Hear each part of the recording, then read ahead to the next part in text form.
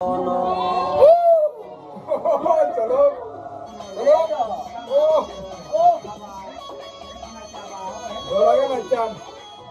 Hello everyone, welcome. Biju মানে আমাদের আদিবাসীদের বিশেষ একটি দিন।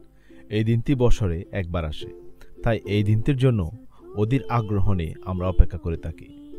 কিন্তু এই বছর বিজুতে তেমন কোনো এনজয় করতে পারিনি। তার একটাই কারণ হলো সময়। সময় এমনভাবে চলে যায় যা চলে গেলে কখনো আর ফিরে আসে না।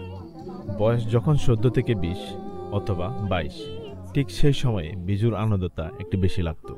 কিন্তু বয়স যখন 25 কিংবা 28 পার হয়, এই বিজুর আনন্দ উল্লাস করতে ইচ্ছে করে না। মনের ভিতর যতই আনন্দ উৎসব আসুক, তারপরও পারিবারিক চিন্তার কথাটা সবসময় মাথায় ঘুরপাক খায়। তাই আগের মতো বিজুর দিনেও তেমন কোনো আনন্দ উল্লাস করতে মন চায় না। ভাবছিলাম এই বছর বিজুতে ঘুরবো, ফিরবো, খাবো আর আনন্দ উল্লাস করবো। কিন্তু সময়ের বিবর্তনে এখন নেই সেই আগের বন্ধু বান্ধবগুলো।